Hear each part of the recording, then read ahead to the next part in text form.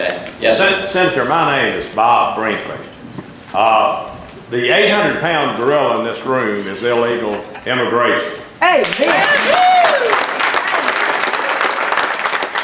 In 2002 and 2003, I was teaching college in Little Rock, Arkansas, with a wife dying of cancer.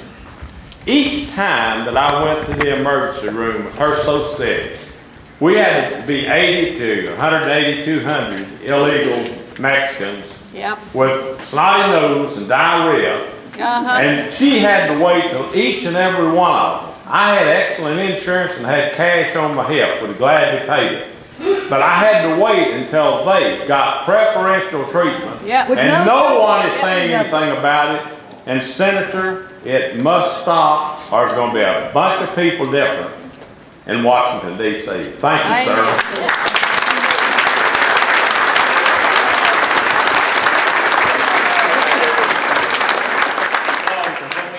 Talk about 47 million. how many of those are illegal aliens? Okay, now let's all be respectful, okay?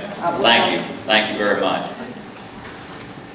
When we talk about 47 million Americans not having health insurance, it is not a monolithic group. There are different reasons that people don't have health insurance.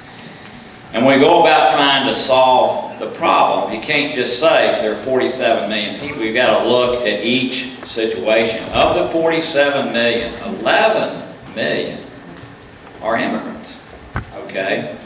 Half of them are legal and half of them are illegal. And my guess is that what we're not trying to do is craft a healthcare solution for those that are here illegally, okay? I don't think that's something that passes the test of prudence, okay? And I do know that throughout our state, there are emergency rooms burdened with folks that are here and they're not here legally. And I agree that we need to solve that problem. And I think one of the first things we need to do, there's discussion of immigration reform again coming up. I was asked by the Chattanooga Times for a quote this last week on what I felt should happen. And I truly believe that before we ever discuss any type of reforms as it relates to illegal immigration, we need to figure out a way to actually implement the policies that we have, okay? And we don't have that today. If you go through just our visa issues, it's an incredible problem that we in our office are dealing with often just with American citizens who are trying to navigate that. So there's a lot of work that needs to be done there. There's no question.